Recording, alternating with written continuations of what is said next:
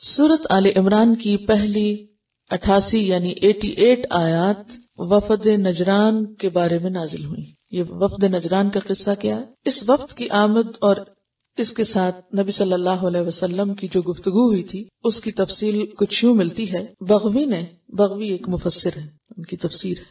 بغوی نے کلبی اور ربی بن انس کا قول لکھا ہے کہ ان آیات کا نزول نجران کے نمائندوں کے متعلق ہوا جن کی تعداد 60 تھی، یعنی 60 لوگوں پر مشتمل ایک وفد آپ کی خدمت میں حاضر ہوا. وہ اونٹوں پر سوار ہو کر آئے تھے. پوری جماعت کے سردار 14 شخص تھے. 60 لوگ تھے، 14 ان میں سے نمائندے تھے، اور ان میں سے بھی صرف 3 لیڈرز تھے. آرگنائزیشن دیکھیں آپ، 60 پیپل اور ان پر 14 لوگ ذمہ دار، اور ان 14 پر پھر 3 لیڈرز. عاقب عین الف قاف بے، عاقب سب کا امیر اور مشیر اعلیٰ تھا. پھر ان پر ایک پیرامڈ بن گیا نا، جس کے مشورے کے بغیر اہل وفد کچھ کام نہ کرتے تھے، یعنی ہر بات میں، ہر چیز میں وہ اپنے امیر سے مشورہ کرتے تھے. عاقب کا نام عبد المسیح تھا. امیر سفر سید تھا، یعنی سفر کا انتظام ٹرانسپورٹر مختلف تھا، جس کا نام اہم تھا. جیسے اہم لکھتے ہیں نا اس کے شروع میں یہ. اور ابو حارثہ بن علقمہ پادری یعنی پریسٹ تھا، اور اہل قافلہ میں مذہبی عالم تھا. یعنی یہ سب مل کر چلے، ایک سفر کا انتظام کرنے والا، دوسرا مذہبی نمائندہ، تیسرا ان سب کا ٹاپ پہ لیڈر. رسول اللہ صلی اللہ علیہ وسلم عصر کی نماز پڑھ چکے تھے کہ یہ وفد مسجد میں داخل ہوا. یمنی منقش کپڑے کے چغے پہنے، خوبصورت مردانہ چادریں اوڑھے، ایسے بھلے معلوم ہوتے تھے کہ دیکھنے والے کہہ رہے تھے کہ ہم نے اس شان کا کوئی وفد نہیں دیکھا. یعنی پورے یونیفارم میں تھے سب. ان لوگوں کی نماز کا وقت بھی ہو گیا، اس لیے وہیں مسجد میں ہی نماز کو کھڑے ہو گئے. یعنی عبادت گزار لوگ تھے. رسول اللہ صلی اللہ علیہ وسلم نے بھی اجازت دے دی. مشرق کی طرف منہ کر کے انہوں نے نماز پڑھی. وہ کیوں؟ ان کا قبلہ اسی طرف تھا. سید اور عاقب سے گفتگو ہوئی. رسول اللہ صلی اللہ علیہ وسلم نے اسلام لانے کی دعوت دی. دونوں نے جواب دیا، ہم تو آپ سے پہلے ہی اسلام لا چکے ہیں، ہم تو پہلے ہی جانتے ہیں. آپ نے فرمایا تم غلط کہتے ہو. تم کو اسلام سے روک دینے والی چیز یہ ہے کہ تم اللہ کا بیٹا قرار دیتے ہو، یعنی عیسیٰ علیہ السلام کو، اور یہ رکاوٹ ہے. صلیب کی پرستش کرتے ہو، یعنی کروسیفکشن پر ایمان رکھتے ہو اور پھر اس کو پوجتے بھی ہو. خنزیر کھاتے ہو، یعنی خنزیر کو حلال سمجھتے ہو. کہنے لگے اچھا بتاؤ، اگر عیسیٰ کا باپ خدا نہیں تو ان کا باپ اور کون تھا؟ یہ ان کا سوال تھا. رسول اللہ صلی اللہ علیہ وسلم نے ارشاد فرمایا، کیا تم ناواقف ہو کہ ہمارا رب زندہ ہے جس کو موت نہیں، اور عیسیٰ پر موت آئے گی؟ اہل وفد نے کہا بلا شبہ ایسا ہی ہے. فرمایا کیا تم نہیں جانتے کہ ہمارا رب ہر چیز کو تھامے ہوئے ہے، نگران کل اور رزاق ہے؟ اہل وفد نے کہا جانتے کیوں نہیں، ہم جانتے ہیں کہ ہر چیز کو تھامنے والا اللہ ہی ہے، قیوم. رسول اللہ نے فرمایا صلی اللہ علیہ وسلم کہ عیسیٰ علیہ السلام کے قابو میں بھی ان امور میں سے کوئی چیز ہے، یعنی ان کا اختیار ان میں سے کسی چیز پر ہے، یعنی رزق پر یا کائنات کو تھامنے پر؟ اہل وفد نے جواب دیا نہیں. آپ صلی اللہ علیہ وسلم نے فرمایا کیا تم کو علم نہیں کہ اللہ سے کوئی چیز پوشیدہ نہیں، چھپی ہوئی نہیں، نہ زمین میں نہ آسمان میں؟ اہل وفد نے کہا جانتے کیوں نہیں، نہیں ہمیں معلوم ہے کہ اللہ سے کچھ بھی چھپا ہوا نہیں. فرمایا تو کیا عیسیٰ علیہ السلام بھی سوائے اپنے مخصوص علم کے اس میں سے کچھ جانتے ہیں؟ کہنے لگے نہیں. فرمایا ہمارے رب نے عیسیٰ علیہ السلام کی شکل ماں کے پیٹ کے اندر جیسی چاہی بنا دی. ہمارا رب نہ کھاتا ہے نہ پیتا ہے. اہل وفد نے کہا جی ہاں. فرمایا کیا تم کو اتنی سمجھ نہیں کہ عیسیٰ علیہ السلام کو ماں نے اپنے پیٹ میں اسی طرح رکھا جس طرح عورت بچے کو اپنے پیٹ میں رکھتی ہے، اور اسی طرح جنا جس طرح عورت جنتی ہے؟ پھر عیسیٰ علیہ السلام کو اسی طرح غذا دی گئی جیسے بچے کو دی جاتی ہے. عیسیٰ علیہ السلام کھاتے پیتے بھی تھے، پیشاب پخانہ بھی کرتے تھے. اہل وفد نے کہا ہم یہ باتیں جانتے ہیں. فرمایا تو پھر عیسیٰ تمہارے دعوے کے بموجب اللہ کا بیٹا کیسے ہو سکتا ہے؟ اس کے بعد اہل وفد خاموش ہو گئے، اور اللہ تعالیٰ نے سورہ آل عمران کی شروع سے 80 سے کچھ اوپر تک آیات نازل فرمائی. تو ان 88 آیات میں آپ دیکھیں گے کہ یہی موضوع چلے گا کہ اللہ تعالیٰ کی توحید کا بیان ہے شروع میں، اور پھر اس کے بعد نصارہ کے عقائد کی تردید ہے، اور بیچ بیچ میں کچھ اور چیزیں بھی ساتھ آئیں گی. الف لام میم، الف لام میم. قرآن کے معجزے کو ثابت کرنے کے لیے حروف مقطعات سے آغاز کیا گیا. اللہ اللہ تعالیٰ کا ذاتی نام ہے. لا الہ الا ہو، نہیں کوئی الہ مگر وہی. الحی زندہ ہے، القیوم قائم رکھنے والا ہے. کوئی نئی چیز نہیں نا، پیچھے گزر چکا ہے نا سب، تو اب آسان ہو گیا نا سبق. جی. نزلہ اس نے نازل کی، نون زیلام کیا نازل کی؟ علیک آپ پر، الکتاب الکتاب یعنی قرآن پاک، ذالک الکتاب، بالحق حق کے ساتھ، یعنی قول فیصل ہے، فیصلہ کن بات ہے. حق کوئی بھی قول یا فعل اس وقت حق کہلاتا ہے جب کہ وہ اس طرح پایا جائے جیسے پایا جانا چاہیے، یعنی کوئی چیز جیسے ہونی چاہیے ویسے ہی ہو تو وہ حق کہلاتی ہے، اور اس انداز سے پایا جائے جتنا مناسب اور موضوع اسے ہونا چاہیے، اور اس وقت پایا جائے جبکہ اس کی ضرورت ہو. تو قرآن کو حق کہا گیا، یعنی حق کے ساتھ نازل ہوا، یعنی جیسا ہونا چاہیے تھا ویسا ہی ہے، جس انداز سے آنا چاہیے تھا، جس ترتیب سے اسی ترتیب سے آیا ہے، اور جس وقت میں جو چیز نازل ہونی چاہیے تھی اسی کے مطابق نازل ہوئی ہے. تو صرف یہ نہیں کہا کہ اس نے کتاب نازل کی، بلکہ کیا فرمایا؟ نزل علیک الکتاب بالحق، حق کے ساتھ نازل کی. کوئی بتائے گا کیا معنی ہے حق کے ساتھ نازل کی؟ یعنی جیسا اس کو ہونا چاہیے تھا ویسا ہی ہے، یہ فیصلہ کن بات ہے. مصدقن تصدیق کرنے والا ہے، پیچھے گزر چکا ہے، صاد دال قاف اس کا روٹ ہے. لما اس چیز کی جو بین یدیہ اس کے آگے ہے. ید کہتے ہیں نا ہاتھ کو، اور یدین دو ہاتھ، اور بین کا مطلب ہوتا ہے درمیان، دو ہاتھ کے درمیان یعنی سامنے، ان فرنٹ آف. بین یدیہ یعنی اپنے سامنے، یعنی اپنے سے پہلے مراد ہے. تو پہلے سے مراد کیا ہے؟ جو بھی اترا ہے، یعنی تورات اور انجیل وغیرہ میں سے، اس کی یہ تصدیق کرتا ہے. وَأَنزَلَ اور اسی نے نازل کی، التورات تورات، والانجیل اور انجیل، اسی نے تورات اور انجیل نازل کی ہے. اب یہاں آپ دیکھیے کہ تین چیزوں کا ذکر ہے، الکتاب، التورات اور الانجیل. الکتاب سے مراد القرآن ہے، تورات اور انجیل گزشتہ کتابوں کا نام ہے. تورات وہ جو موسیٰ علیہ السلام پر نازل ہوئی، اور انجیل جو عیسیٰ علیہ السلام پر نازل ہوئی. یہاں کتاب کے لیے تو نزلہ کا لفظ آیا ہے، جبکہ تورات اور انجیل کے لیے انزلہ کا لفظ آیا ہے. اس سے بھی ان دونوں کے درمیان فرق نظر آ رہا ہے. نزلہ عربی زبان میں نزلہ ینزل تنزیل باب تفعیل ہوتا ہے، جس میں تھوڑا تھوڑا کر کے اترنا، موقع کی مناسبت سے اترنا مراد ہے. اور انزلہ یکبارگی، جیسے موسیٰ علیہ السلام کو تورات کب ملی تھی؟ جب وہ کوہ طور پر گئے تھے اور تختیوں میں لکھی ہوئی ملی تھی، جبکہ قرآن اس طرح لکھا ہوا نہیں ملا آپ کو، بلکہ آہستہ آہستہ اتارا گیا تھا. تو اللہ ہی نے تورات اور انجیل کو نازل کیا. تو کس طرح نازل کیا؟ اب دیکھیے کہ یہاں جس چیز کو تورات کہا جا رہا ہے یا جس کی تصدیق قرآن کر رہا ہے، وہ تورات ہے جو اللہ نے اتاری تھی، وہ نہیں جو آج تورات کہلاتی ہے. ٹھیک ہے، سمجھ میں آ گیا؟ اسی طرح انجیل کی تصدیق کرتا ہے قرآن، تو اس سے مراد کون سی انجیل ہے؟ جو اللہ نے اتاری تھی عیسیٰ علیہ السلام پر، اور جیسے اتاری تھی یہ اس کی تصدیق ہے. جو آج انجیل کے نام سے چیز پائی جاتی ہے اس کی تصدیق نہیں مراد. اس کے بارے میں حدیث میں کیا آتا ہے کہ نہ تو اس کی تصدیق کرو نہ ہی اس کی تکذیب کرو.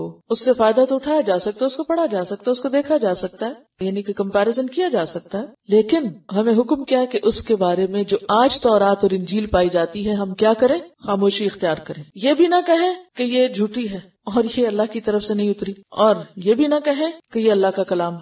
کیوں نہ کہیں؟ وجہ سیدھی سی بات ہے کہ یہ دونوں کتابیں اپنی اصل حالت میں نہیں ہیں. تو پھر کس حالت میں ہیں؟ تھوڑی سی ان کی حالت دیکھ لیتے ہیں. تورات جو ہے عبرانی زبان کا لفظ ہے، ہیبرو کا، جس کا معنی شریعت یا لا، قانون ہے. اور انجیل جسے نیو ٹیسٹمنٹ بھی کہا جاتا ہے، بائبل، اس کا معنی خوشخبری ہے یا بشارت ہے، اور یہ یونانی زبان کا لفظ ہے. تورات کو اولڈ ٹیسٹمنٹ بھی کہا جاتا ہے. یہود صرف تورات کو مانتے ہیں، یعنی اولڈ ٹیسٹمنٹ کو، نیو ٹیسٹمنٹ کو نہیں مانتے، جبکہ نصارہ اولڈ اور نیو دونوں کو مانتے ہیں. اولڈ ٹیسٹمنٹ میں کل تقریباً 39 بکس ہیں عہد نامہ قدیم میں، جن میں سے پھر کچھ جو ہیں ان کو اوتھینٹک مانا جاتا ہے، یعنی ٹوٹل جتنی بھی ورژن ان کے پائے جاتے ہیں وہ 39 ہیں، جبکہ انجیل کے 24 یا 25 آل ٹوگیدر ہیں، اور ان میں سے کچھ کو قبول کیا گیا اور باقیوں کو نہیں. تورات کے بارے میں یہود کا کہنا یہ ہے کہ یہ یا تو وہ 10 کمانڈمنٹس ہیں جو موسیٰ علیہ السلام کو دی گئی، یا پھر وہ سب کچھ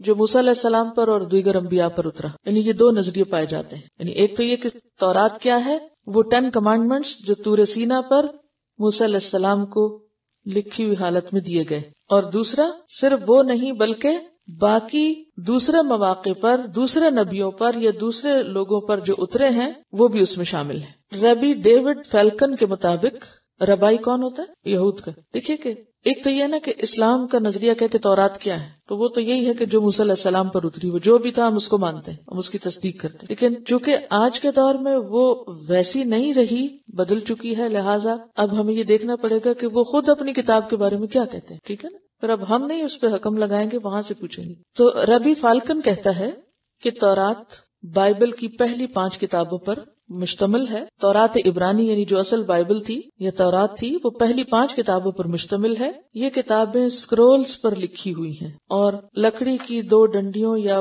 پولز کے گرد لپٹی ہوئی ہوتی ہیں. اب آپ دیکھیں کہ ہمارے لیے کتنی سہولت ہے کہ آپ کسی وقت بھی آپ جہاں سے چاہیں کھولیں کتاب اور آگے پیچھے صفحے کریں.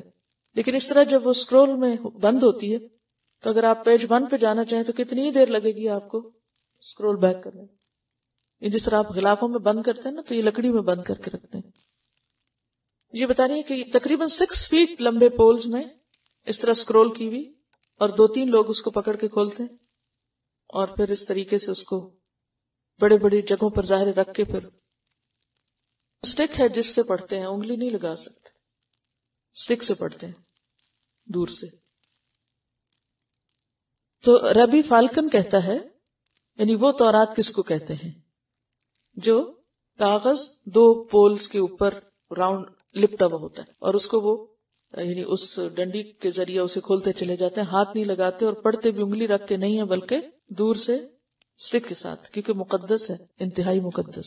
اور یہ مشتمل ہے 5 کتابوں پر، یعنی یہ 5 کتابیں خلق کائنات سے لے کر موسیٰ علیہ السلام تک کے واقعات بیان کرتی ہیں. دوسری طرف تورات ایک سینٹرل ٹیکسٹ کی حیثیت رکھتی ہے ان کے ہاں، جو ایسے طریقے کی طرف رہنمائی کرتی ہے جسے یہودیت کہا جاتا ہے، اور ان کے ہاں تورات کا لفظ ہدایت یا سکھانے سے نکلا ہے. یعنی تورات کا مادہ ان کے ہاں کیا معنی رکھتا ہے؟ ہدایت یا سکھانا. جی، تورات کا لفظی معنی ان کے ہاں کیا ہوا؟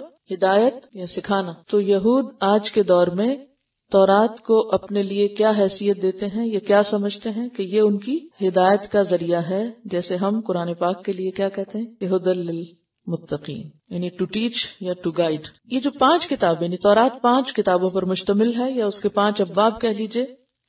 ان میں سے ایک ہے سفر التکوین. سفر کہتے ہیں کتاب.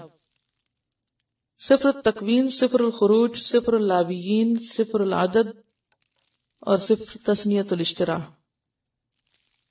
پہلی ہے ان دا بگننگ، دوسری ہے نیمز، تیسری ہے اینڈ ہی کالڈ، اور پھر ان دا ولڈرنس، اور پھر ورڈز. اس کو جینیسس، ایکسوڈس، لیویٹیکس، نمبرز اور ڈیوٹرونومی بھی کہا گیا ہے. ٹھیک ہے، پروننسیشن میں فرق ہو سکتا ہے بہرحال. اور انجیل کیا ہے؟ جو عیسیٰ علیہ السلام پر نازل ہوئی، لیکن آج کے دور میں انجیل کا لفظی معنی خوشخبری. یہ بائبل کا یا یعنی کہ جو اولڈ ٹیسٹمنٹ نیو ٹیسٹمنٹ جس میں تقسیم جس طرح کیا گیا کتاب کو، جو نصارہ دونوں کو مانتے ہیں، تو جو نیو ٹیسٹمنٹ ہے اسے وہ انجیل کہتے ہیں. اور یہ 4 کتابوں پر مشتمل ہے، اور حضرت عیسیٰ علیہ السلام کی وفات کے بعد مختلف لوگوں نے ان کو لکھا تھا. یہ کتابیں مارک، میتھیو، لیوک اور جان کے نام سے مشہور ہیں. اور یہ یاد رہے کہ موجودہ دور میں 4 کو سلیکٹ کر کے کنگ جیمز ورژن کی شکل میں پیش کیا جاتا ہے. ٹھیک، ٹوٹل تو 24-25 ہیں، لیکن ان میں سے سلیکٹ کر کے 4 کو انتخاب کیا گیا. ان 4 کو پھر کیا نام دیا گیا؟ King James version.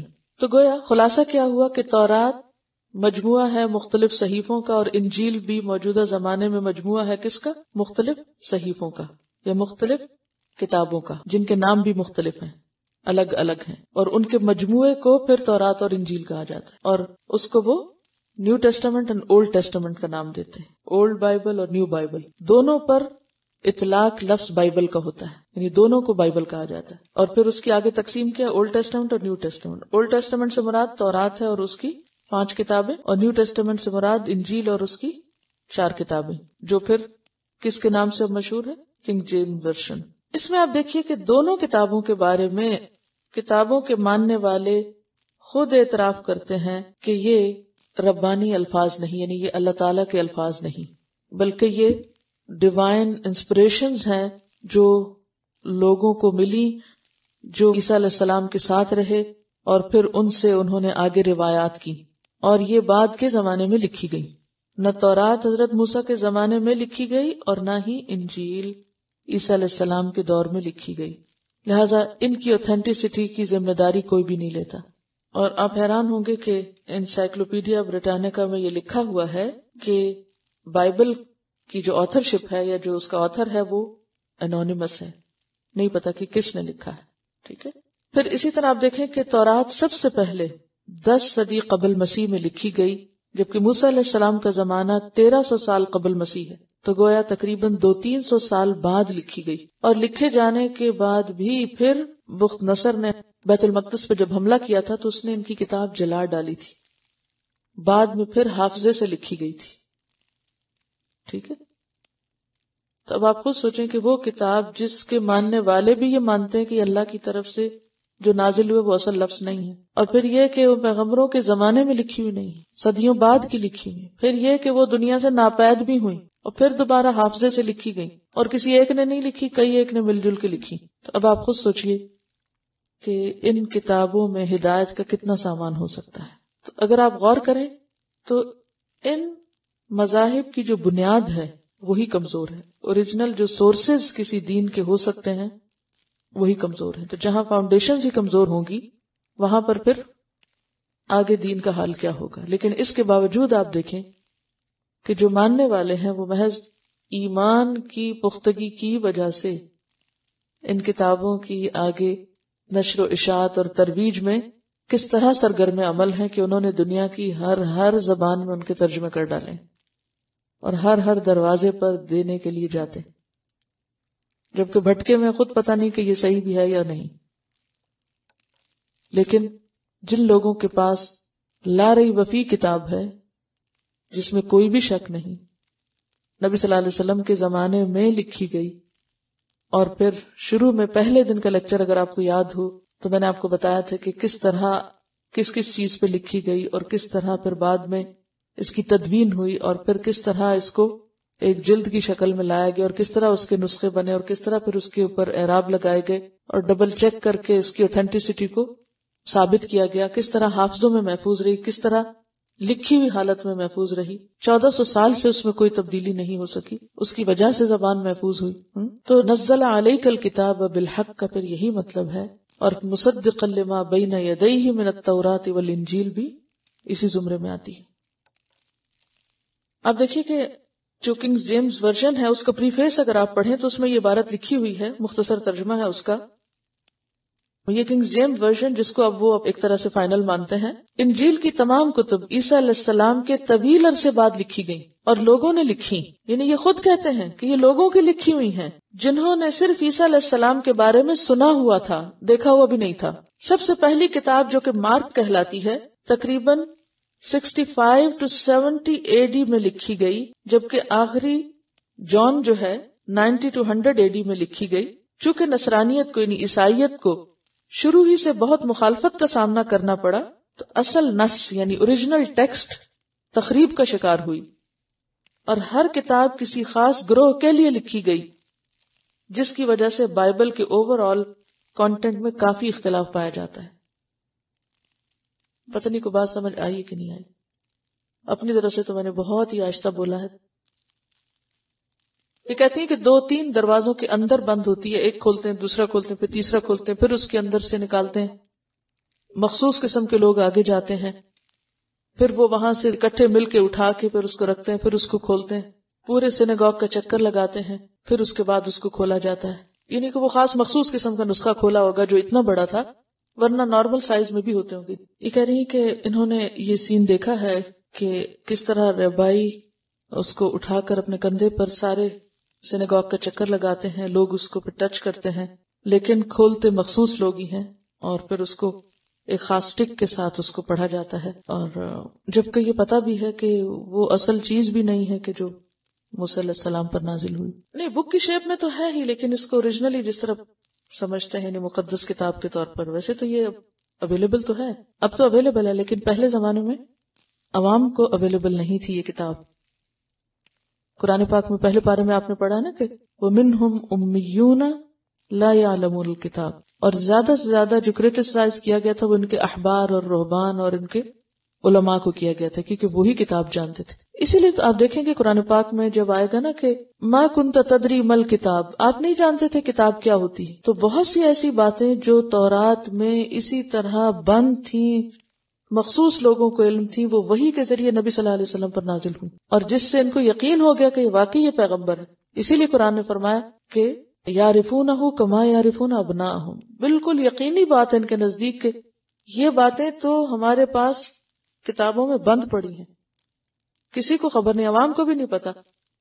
مکہ میں ایک شخص کے پاس یہ ساری خبریں کہاں سے آ گئیں، اور جب کبھی یہ قریش کو اکسا کے آپ سے سوال کرواتے اور اللہ تعالیٰ تفصیلی جواب دیتے، جیسے سورۃ یوسف اسٹریچ، اتنا تفصیلی قصہ ہمارے سامنے آتا ہے جو کہ اہل مکہ کو پتا بھی نہیں تھا، تو یہ سب قرآن کے سچ ہونے یا حق ہونے پر دلیل ہے۔ تو یہ جو ابھی تعارف کرایا جا رہا ہے نا یہاں کتاب کا، سورۃ البقرہ میں ذالک الکتاب لا ریب فیہ، اور یہاں کیا کہا گیا، نزل علیک الکتاب بالحق، کہ جو بالکل سچی ہے، اللہ ہی کی طرف سے آئی اور اصل حالت میں محفوظ ہے، اور اس وقت یہی قول فیصل ہے، فیصلہ اس کے مطابق ہوگا، دنیا میں بھی حق و باطل کا، اسی لیے اس کو فرقان کہا گیا ہے، اور آخرت میں بھی اسی کے مطابق فیصلہ ہوگا۔ چلیے، نزل علیک الکتاب بالحق، اس نے نازل کی آپ پر کتاب بالکل حق کے ساتھ، درست جیسی ہونی چاہیے تھی، جتنی ہونی چاہیے تھی، بغیر کسی تبدیلی کے، نو چینج۔ مصدقا لما بین یدیہ، تصدیق کرنے والی ہے اس کی جو اس سے پہلے موجود تھی، یعنی قرآن پاک موسٹ اوتھینٹک اور فائنل ورژن ہے کس کا؟ پچھلی کتابوں کا۔ اللہ نے انسانوں کی ہدایت کے لیے جو کچھ بھی اتارا اس سب کو صحیح شکل میں کہاں محفوظ کر دیا؟ قرآن پاک کے اندر، جتنا انسانوں کے لیے اب آئندہ ضروری تھا تاریخ میں سے اور باقی تمام زندگی گزارنے کے طریقوں میں سے۔ وَأَنزَلَ التَّوْرَاةَ وَالْإِنْجِيلَ من قبل، اس سے پہلے، کس سے پہلے؟ قرآن سے پہلے۔ کس لیے اتاری گئی تھی یہ دو کتابیں؟ ہدی للناس، ہدایت کے لیے سارے لوگوں کی، اور اب قرآن کس کے لیے اتارا گیا؟ ہدی للناس ہے۔ وَأَنزَلَ الْفُرْقَانَ، اور اسی نے نازل کیا فرقان۔ اب فرقان کا ذکر پھر یہاں کیوں آیا؟ اب دیکھیں کہ پہلے الکتاب کا ذکر آیا، پھر تورات اور انجیل کا ذکر آیا، تو عموم کے بعد اب خصوص ہے، یعنی عام کے بعد خاص بات ہو رہی ہے کہ اب یعنی اگرچہ قرآن، تورات، انجیل سب اللہ نے اتاری ہیں، لیکن اب لوگوں کے درمیان قول فیصل فرقان یعنی قرآن ہے، جو حق و باطل کے درمیان فرق کرے گا۔ فرقان کا لفظ کس سے؟ فرق کرنے سے، الگ الگ کرنے والا۔ ان الذین کفروا، بے شک وہ لوگ جنہوں نے کفر کیا، بآیات اللہ، اللہ کی آیات کا، اور یہ کفر کون کر رہے تھے؟ اہل کتاب۔ لہم عذاب شدید، اور صرف اہل کتاب نہیں، مشرکین بھی، ان سب کے لیے کیا ہے؟ سخت عذاب ہے۔ واللہ، اور اللہ، عزیز، زبردست ہے، ذو انتقام، انتقام لینے والا ہے۔ انتقام کا لفظ جو ہے نون قاف میم سے نقمہ، نقمہ کا مطلب ہوتا ہے غلبہ پانا، یعنی پوری طرح مغلوب کر کے سزا دینا، ایسی سزا دینا کہ جیسی سزا کوئی دوسرا نہ دے سکے۔ ان اللہ، بے شک اللہ تعالیٰ، لا یخفا، نہیں چھپا ہوا۔ یخفا کا روٹ کیا؟ خیف ہے، یہ مخفی، نہیں مخفی، علیہ، اس پر، شیئن، کوئی بھی چیز، فی الارض، زمین میں، ولا فی السماء، اور نہ آسمان میں۔ کیا مطلب ہے اس کا؟ آسمان اور زمین میں کوئی چیز اللہ پہ چھپی ہوئی نہیں ہے، ہر چیز سے باخبر ہے۔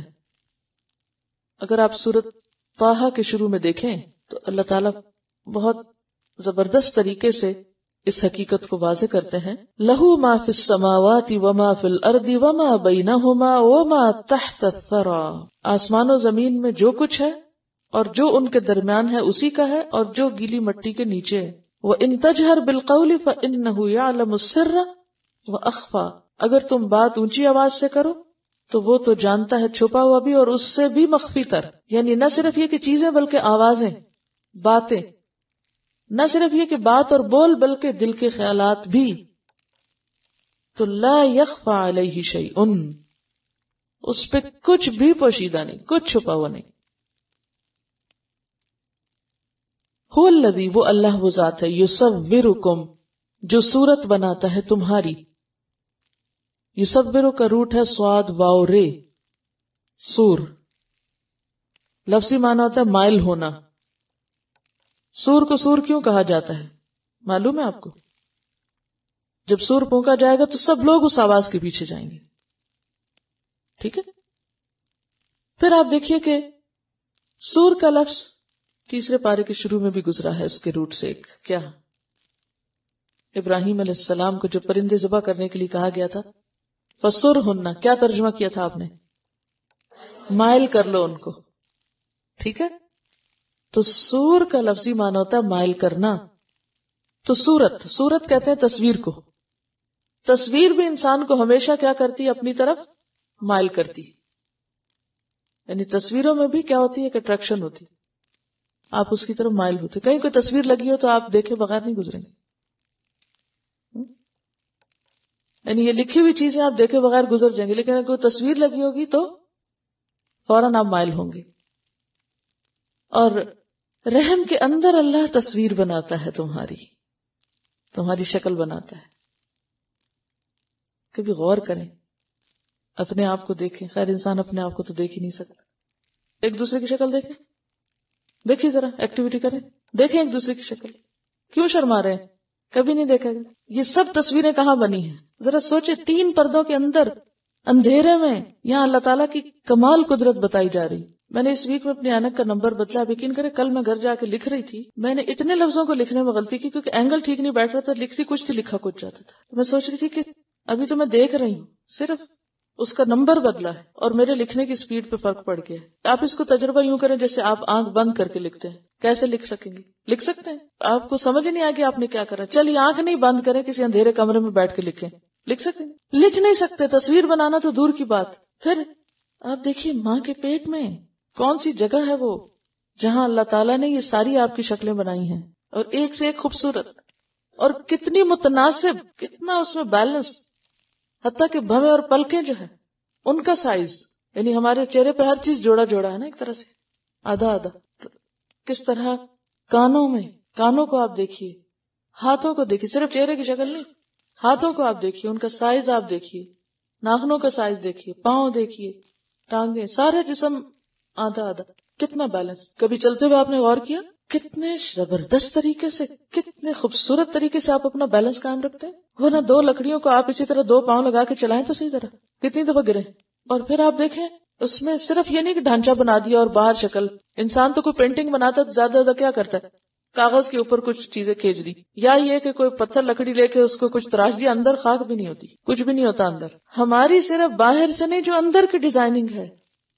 کبھی مائکروسکوپک لیول پہ آپ اپنے چیزوں کو دیکھیں، بالوں کو دیکھیں، دانتوں کو دیکھیں، ہڈیوں کا سٹرکچر دیکھیں، اس کی تصویر دیکھیں کبھی. جی یصورکم کیا چیز ہے. پھر اسی طرح جو ٹیشوز ہیں، سیل، صرف ایک سیل کی تصویر دیکھیں آپ، جو سب سے چھوٹی چیز ہے جسم کے اندر، جو آپ کی نیکڈ آئی سے نظر بھی نہیں آتا. اور پھر ان سب کو آپس میں جو جوڑا.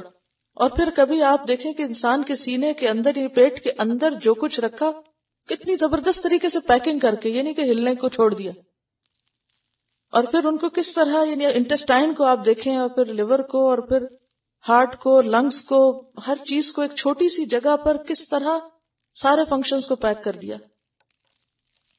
یعنی آپ دیکھیے کہ پھر جو سرکولیشن کا سسٹم ہے، وینز، پھر آرٹریز، پھر نروز. کبھی آپ نے وہ دیکھا ہوگا بچے کا جب سکین کرتے ہیں یا الٹرا ساؤنڈ کرتے ہیں تو کیسے دھماکوں کی آواز آتی ہے صرف اس کے ہارٹ کے چلنے کی. پھر اس میں آپ دیکھیے کہ کس شکل سے اٹھا کے کہاں لاتا ہے نا اللہ تعالیٰ. یہ مختلف جو سٹیجز ہیں انسان کی زندگی کی، کہ کہاں سے وہ شروع ہوتا ہے، کیا وہ نطفہ ہوتا ہے، اور کیا وہ لیچ بنتا ہے، اور کس طرح پھر اس کی فارمز ڈیولپ ہوتی ہیں، اور کس طرح وہ پورے کا پورا انسان بن جاتا ہے. یہ سب کس نے بنایا؟ اس نے بنایا کہاں؟ فل ارحام، رحموں میں، ووم میں. ارحام رحم کی جمع ہے. رحم کا سائز آپ کو پتا کتنا ہوتا ہے؟ بہت چھوٹا ہوتا ہے جب آغاز ہوتا ہے تخلیق کا، اور پھر کس طرح سٹریچ ہوتا چلا جاتا ہے کہ 2-2.5 کلو کا بچہ جو ہے وہ اس میں پل کے بڑھ جاتا ہے. اور ماں وہی غذا کھاتی ہے جو اس سے پہلے کھا رہی ہوتی ہے، اور کس طرح وہ خاص غذا اس بچے تک پہنچتی ہے، وہ ساری ماں کو نہیں لگ جاتی.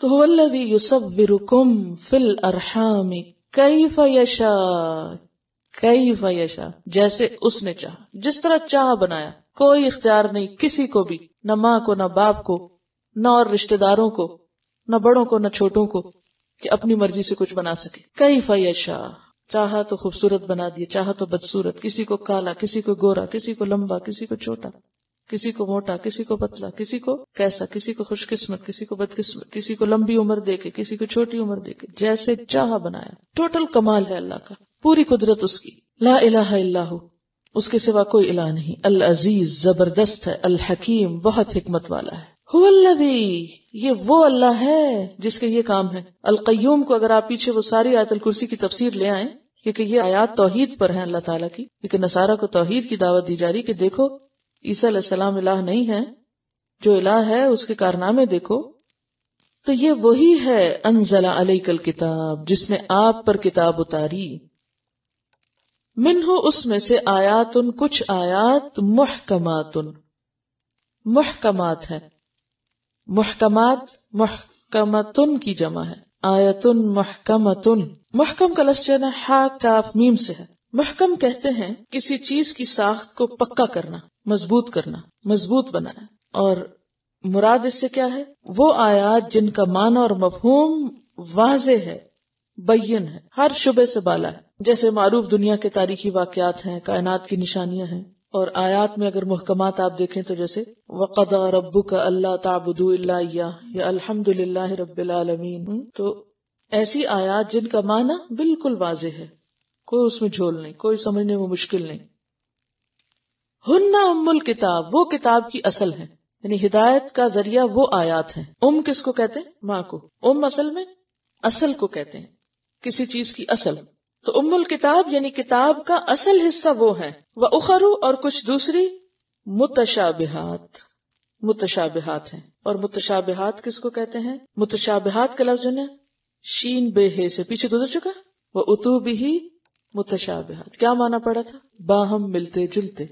شین بے ہے یعنی متماثل کے معنوں میں آئے گا. متشابہ، متماثل، دو چیزیں آپس میں ایسے ملی ہوئی ہوں کہ امتیاز کرنا مشکل ہو. اندرونی یا بیرونی کیفیت کا ایک جیسا ہونا یا ایک جیسا لگنا، یعنی ایسا کلام جو دوسرے کلام سے اس طرح ملتا جلتا ہو کہ اس کی حقیقت سمجھنے میں مشکل ہو، اس کی تفسیر مشکل ہو. تو متشابہات کو اگر ایک لفظ میں آپ لکھنا چاہیں تو متماثلات لکھ لیں، یعنی باہم ملتی جلتی، جن کو تمثیل کی زبان میں بیان کیا گیا ہے، مثال دے کے سمجھایا گیا ہے. اور اس سے مراد وہ آیات ہیں جن کا اصل معنی اللہ کو پتا ہے، ہمیں صرف مثال سے سمجھائی گئی ہے بات. اس میں سارے امور غیب آ جاتے ہیں، یعنی غیب کی جتنی بھی باتیں، یعنی قرآن پاک میں دو طرح کے کلام ہیں، ایک محکم اور ایک متشابہ. محکم کون سے ہیں؟ جو اس مادی دنیا سے تعلق رکھتے ہیں، ہم دیکھ کے، سن کے، سمجھ کے بات ہمیں پوری پکی سمجھ آ جاتی. متشابہات جو غیب کی دنیا سے تعلق رکھتے ہیں، عموماً آخرت سے تعلق رکھتے ہیں، جن کو ہم دیکھ نہیں سکتے ابھی. تو جو چیز آپ دیکھ ہی نہیں سکتے، جو آپ کے بیونڈ پرسپشن ہے، اس کو آپ صرف مثال سے سمجھ سکتے ہیں.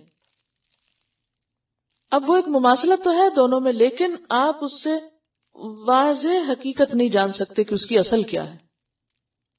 تو ایسی آیات مراد ہیں جن میں قیامت کا ذکر ہو، فرشتوں کا ذکر ہو، جنت کا، جہنم کا، خود اللہ تعالیٰ کا. مثلا قرآن پاک میں آتا ہے اللہ کا ہاتھ.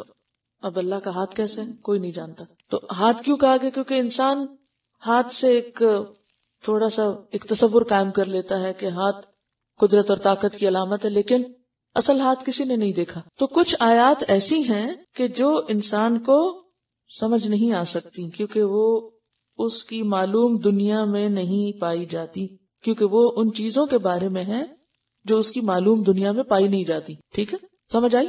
فَأَمَّا الَّذِينَ فِي قُلُوبِهِمْ زَيْغٌ، تو لیکن وہ لوگ جن کے دلوں میں ٹیڑھا پن ہے، زیغ ہے.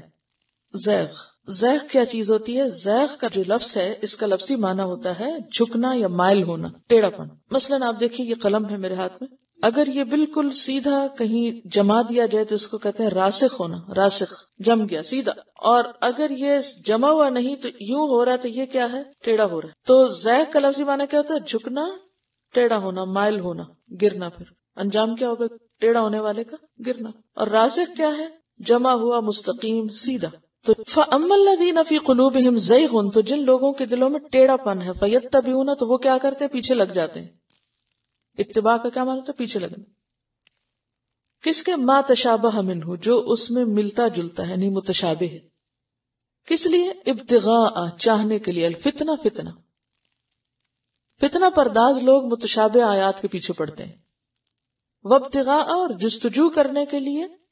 تأویل ہی، اس کی تعویل. تعویل کا لفظ جو ہے نا حمزہ واو لام سے ہے. حمزہ واو لام سے یا الف واو لام سے کیا لفظ بنتا ہے؟ اول. اول کس کو کہتے ہیں؟ پہلے کو. تو مرجع کے لیے یہ لفظ استعمال ہوتا ہے. تو اول کیا یعنی پہلا، جس کی طرف یعنی لوٹ کے جایا جائے. ٹھیک، تو اصل کی طرف لوٹنا. تعویل کا کیا مطلب ہوتا ہے؟ اصل کی طرف لوٹنا، یعنی کسی علم یا فعل کو اس کی اصل مراد کی طرف لوٹانے کا نام تعویل ہوتا ہے. اصل معنی کی طرف جانا. وما یعلم، اور نہیں جانتا یا حالانکہ نہیں جانتا، تعویلہ، اس کی تعویل کو کوئی بھی، الا اللہ، مگر اللہ. والراسخون، راسخ کا لفظ ر سین خ سے ہے. راسخون فی العلم، علم میں راسخ لوگ. رسوخ کا لفظ اردو میں بھی آپ نے سنا ہوگا یا پڑھا ہوگا. اس کا معنی ہوتا ہے کسی چیز کا استوار ہونا، مضبوط ہونا. اور یہاں مراد کون لوگ ہیں؟ جنہیں علم دین میں پختگی حاصل ہو اور وسعت ہو اور گہرائی تک جانتے ہوں، اندر تک جانتے ہو. کوئی چیز جم نہیں سکتی نا جب تک کہ وہ اندر تک اتری بھی نہ ہو. مثلا کیل ہے، کیل کو دیوار میں گاڑنے کے لیے کیا کرنا ہوگا؟ اس کا کچھ حصہ اندر لے جانا ہوگا کہ نہیں؟ تبھی راسخ ہوگا نا، تبھی اس کے اوپر کچھ اور لٹکا سکیں گے. اور عموماً اگر 3 حصے آپ کیل کے کریں تو 2 حصے اندر کریں گے اور 1 باہر، تو تب وہ راسخ ہوگا. تو راسخون فی العلم کون ہوتے ہیں؟ جو کسی علم کا صرف ظاہر نہیں جانتے بلکہ اس کی گہرائی تک پہنچنے والے، اس کے اصل معنی کو جاننے والے، اس کی حکمت کو جاننے والے. اب یہ آپ دیکھیے کہ جیسے آپ لوگ الفاظ کی یا عبارت کی وضاحت پڑھتے ہیں تو یہ اصل میں کیا ہوتا ہے؟ اوپر سے یعنی ظاہری لفظوں کا معنی کیا ہے، عبارت آپس میں کس طرح جڑ رہی ہے، کیسے. لیکن جب آپ تفسیر کرتے ہیں یا اس کے گہرائی میں اترتے ہیں تو وہ پھر ایک طرح سے پختگی، یعنی ان آیات کا معنی کیا، مفہوم کیا ہے، کانٹیکسٹ کیا ہے، کیا سبق ہے اس میں ہمارے لیے، کہا کیا جا رہا ہے، یہ پھر رسوخ کا درجہ ہوتا ہے. اور پھر رسوخ کے بھی کئی درجے، کوئی اتنا اترا ہوا تو کوئی اتنا تو کوئی اتنا، کیونکہ فوق کل ذی علم علیم، ہر علم والے کے اوپر ایک اور علم والا ہوتا ہے. تو کوئی بھی شخص جو ہے وہ کامل نہیں ہوتا علم میں. ایک ہے ظاہری علم، جس انفارمیشن، نالج، اور ایک ہے اس علم کے اندر گہرائی. تو راسخون فی العلم، علم میں گہرائی رکھنے والے، صرف ظاہری اور اوپر کی شالو چیزیں دیکھنے والے نہیں بلکہ اس کے اندر کے مفہوم کو جاننے والے. تو راسخون فی العلم جو ہیں ان کی حدیث میں بھی وضاحت آتی ہے.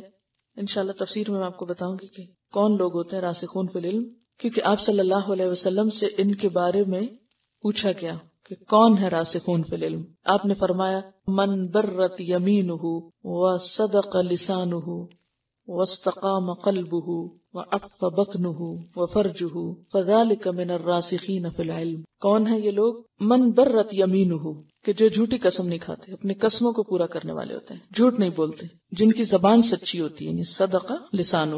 اور جن کا دل واستقام قلب، ان کا دل جمع ہوا ہوتا ہے، یعنی وہ مستقل مزاج ہوتے ہیں، ان کے اندر تثبیت قلب ہوتی ہے. ٹھیک ہے، پیچھے پڑھ چکے ہیں نا تثبیت قلب. تو تثبیت قلب ہو جن کے اندر، جو ناجائز مال نہ کھائیں، جو بدکاری نہ کریں. اسی طرح حضرت علی سے روایت ہے کہ آپ نے فرمایا اچھا عالم وہ ہے، یعنی راسخ العلم وہ ہے کہ جب لوگ اس سے دین حاصل کرنا چاہیں تو ان کو صحیح بات بتا کر فائدہ پہنچائے، حق بتانے میں غرور، بدخلقی یا طرفداری نہ کرے، یعنی باعث نہ ہو، متعصب نہ ہو، بدخلق نہ ہو، مغرور نہ ہو، یعنی اپنے آپ کو بڑی چیز نہ سمجھے. اگر لوگ اس کا خیال نہ کریں تو پرواہ نہ کرے، یعنی کسی سے شکوہ شکایت نہ کرے کہ میرا تو یوں خیال نہیں رکھا جاتا اور میں ان پہ اتنا احسان کرتا ہوں اور یہ میرے ساتھ کیا کرتے ہیں، ایسی باتیں کرنے والا نہ ہو. اور دین کے معاملے میں کسی کا لحاظ نہ کرے، یعنی حق بات میں کسی کا لحاظ نہ کرے. لحاظ کرنا کیا ہوتا ہے کہ اس شخص کے تو مجھ پر اتنے احسان ہیں، یا اس کا تو یہ مقام ہے یا یہ درجہ ہے، لہٰذا میں اس کو حق بات نہ بتاؤں. بنی اسرائیل کے علماء کیا کرتے تھے؟ وہ یشترون بآیات اللہ ثمنا قلیلا، اور لوگوں کی منمانی یا مرضی کے مسئلے بتاتے تھے ان کو. تو راسخون فی العلم یہ نہیں ہوتے، وہ لوگوں کو خوش رکھنے کے لیے غلط چیزیں نہیں بتاتے، یعنی نہی عن المنکر کر سکتے ہیں. کسی کا احسان اس طرح نہیں لیتے کہ وہ حق بیان کرنے کے موقع پہ خاموش ہو جائیں کہ فلاں اور فلاں ناراض ہو جائے گا اس لیے بات نہ کرو.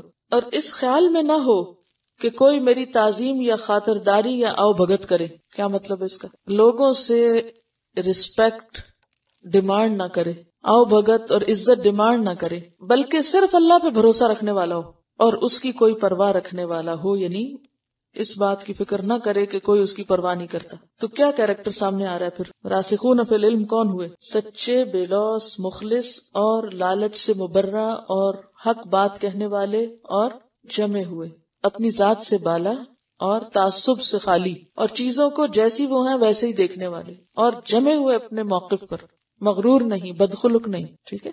والراسخون فی العلم، اور علم میں راسخ، یقولون وہ کہتے ہیں، کیا کہتے ہیں؟ آمنا بہ، ہم اس پر ایمان لائے، کل من عند ربنا، سب ہمارے رب کی طرف سے. سب سے مراد یہاں کیا ہے؟ محکم اور متشابہ دونوں اللہ کی طرف سے آئی ہیں. وما یذکر الا اولو الالباب، اور نہیں نصیحت پکڑتے مگر عقل والے. ربنا لا تزغ قلوبنا، اے ہمارے رب ہمارے دلوں کو ٹیڑھا نہ کر. پھر یہاں لفظ کیا استعمال ہوا؟ زیغ. زیغ کس کو کہتے ہیں؟ جھکنا، مائل ہونا، کجی. یا رب ہمارے دل ٹیڑھے نہ ہو بعد از ہدیتنا، یہ کون کہتے ہیں؟ راسخون فی العلم کہتے ہیں. وہب لنا من لدنک رحمہ، اور ہمیں اپنے پاس سے رحمت دے دے. انک انت الوہاب، بے شک تو بہت دینے والا ہے. وہاب کا کیا معنی؟ بہت زیادہ دینے والا ہے. ربنا، اے ہمارے رب، انک جامع الناس، وہ یہ بھی کہتے ہیں کہ اے اللہ تو جمع کرنے والا ہے لوگوں کو. لیومن، ایک دن، لا ریب فیہ، جس میں کوئی شک نہیں. کون سا دن ہے وہ؟ قیامت کا دن.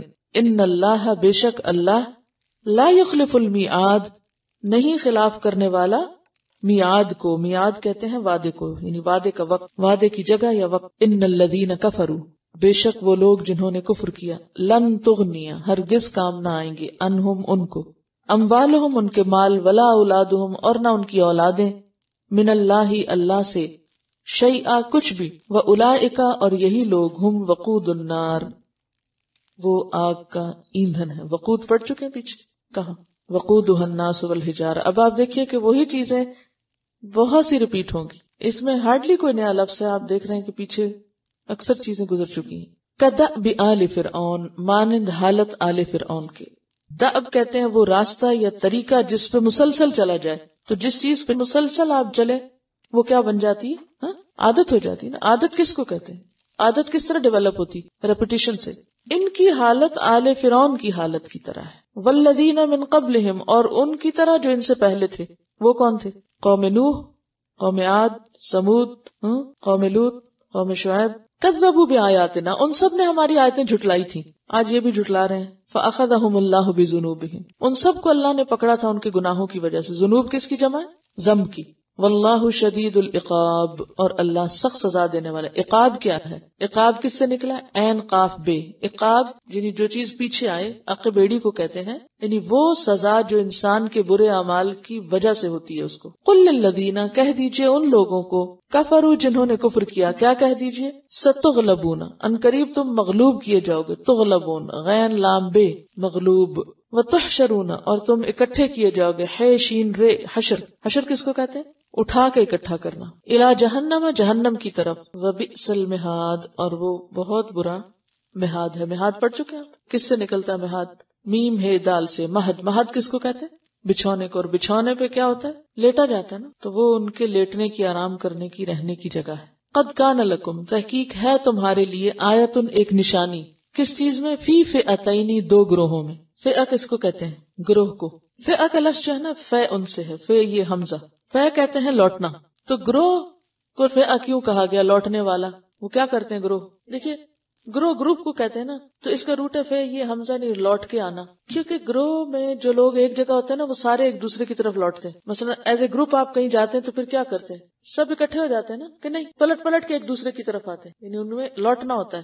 سب اپنے اپنے گروہ کی طرف لوٹ کے جاتے ہیں. گروپ پارٹی فلاں اس گروپ سے ہے تو کیا ہوتا ہے, کوئی مسئلہ پیش ہے تو کدھر جاتے ہیں لوگ, ادھر ہی جاتے ہیں. تو یہاں دو گروہوں کی طرف اشارہ. دو گروہ کون ہیں یہاں؟ التقطا, اشارہ مسلمانوں کی طرف اور قریش کی طرف, اہل مکہ اور اہل مدینہ کی طرف. التقطا, التقطا کا روٹ لام قاف یہ ہے اہتمام کے ساتھ سامنا کرنا, یعنی باقاعدہ تیاری سے ملاقات کرنا. تو وہ دو گروہ جو آپس میں ایک دوسرے سے ملے تھے, فئتن ایک گروہ تقاتلو جنگ کر رہا تھا, فی سبیل اللہ اللہ کے رستے میں, و اخرى اور دوسرا کافرتن کافر تھا, یرونہم وہ دیکھ رہا تھا ان کو, یعنی پہلا گروہ دوسروں کو دیکھ رہا تھا, مثلیہم اپنے سے دگنا, مثل ایک مثل کو کہتے ہیں اور مثلین دو مثل کو کہتے ہیں, یعنی دو گنا. یعنی مسلمان دیکھ رہے تھے کن کو؟ کافروں کو. کہاں؟ میدان بدر میں. کتنا؟ اپنے سے دگنا. خود کتنے تھے وہ؟ 313. تو دگنے ہو کے کافر کتنے نظر آ رہے تھے؟ 626. وہ اصل میں کتنے تھے کافر؟ 950 تھے, 1000 تھے تقریباً. تو وہ کم نظر آ رہے تھے. تو اس طرح مسلمانوں کا حوصلہ بڑھا کہ کوئی بہت زیادہ نہیں ہے. اچھا, اور کافر مسلمانوں کو اپنے سے دگنا دیکھ رہے تھے. تو کتنا دیکھ رہے تھے کہ مسلمان کتنے ہیں؟ 2000 ہیں, یعنی 100 کم 2000 1900. تو اب اس سے کیا ہوا کہ مسلمانوں نے کہا کہ دگنے ہیں تو وہ اور جم گئے کہ بھئی کچھ کریں, لیکن اتنے بھی نہیں دکھائے گئے کہ گھبرا جائیں. کافروں کو مسلمان اتنے زیادہ دکھائے گئے کہ وہ گھبرا گئے. رأی العین, آنکھ دیکھنا. رأی دیکھنا, العین آنکھوں کا. واللہ اور اللہ, یؤید تائید کرتا ہے, انہیں مضبوط کرتا ہے, بنصرہ ہی اپنی مدد کے ساتھ. کس کو؟